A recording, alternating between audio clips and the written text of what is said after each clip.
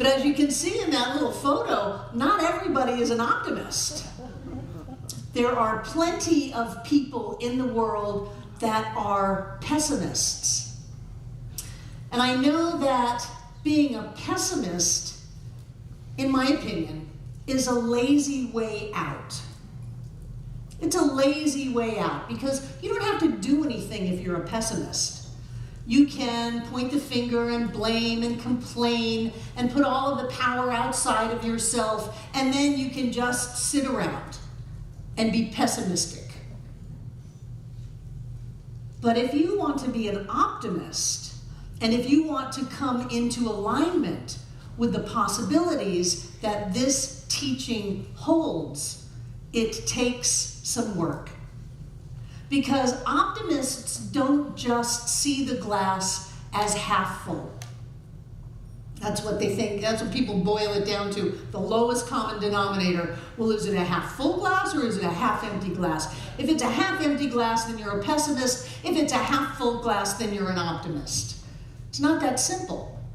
Because typically the optimist will take the glass and go fill it up. Yes.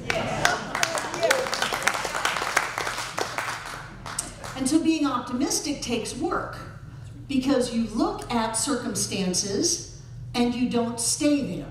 Pessimists just look at it, call it like they see it, that's the way it is, it's never going to change because I sure as heck am not going to change it, and they just go and live their miserable lives. Optimists look at the circumstances and look for possibility. They look to see what is the good that can come out of this? What is the best that it can be? I'm not going to be ruled by circumstances. I'm not going to let that dictate who I am. I'm going to look for possibility. I'm going to look deeply into this experience and see what good might be hiding in there. That it's all going to work out. That you're already where you're meant to be. That everything is unfolding for our highest and best. That's a very optimistic mindset. And when we come into alignment with the possibility that everything really is unfolding for our highest and best, what happens?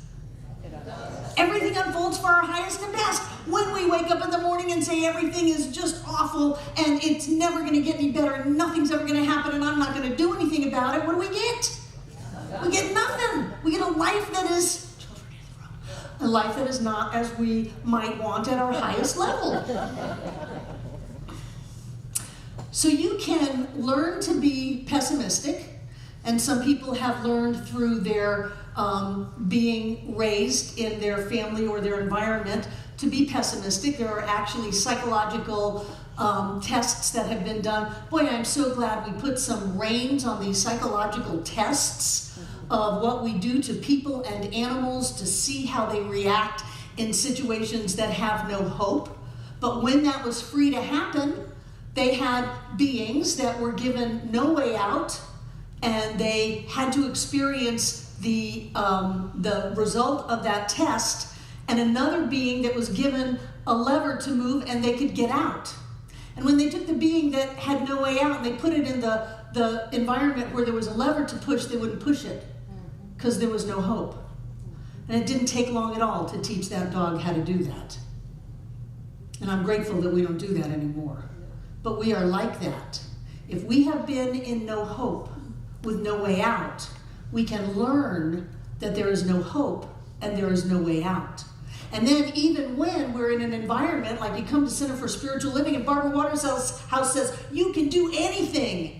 You can have your life any way you want it. You can prosper, you can heal, you can thrive, you can be in your joy, you can have the best life ever. If you have not had any way out of that old life, sometimes it's hard to learn how to push the lever and how to get the life you want. And so sometimes people leave. And they say, oh, what a bunch of hooey. There's no way, there's no life like that for me. I know better. I'm not even going to try. I'm just going to complain and blame and point the finger and roll over and put my head in the sand. But to be optimistic, you can learn how to be optimistic. Did you know that? The same way you can learn to be pessimistic? So even if you have spent all of your life being a pessimist, you have the opportunity right now to have a breakthrough. and to learn how to be optimistic, because there are 9 points of what an optimist is, and we can do that. So John hasn't been there, for 3 weeks? So it's time to have a list. So we're going to have a list. There are studies done on optimists. And the first point about being optimistic is that optimists know that happiness comes from within. Optimists know that happiness comes from within, so that they're not trying to grab onto people or circumstances or things for their happiness.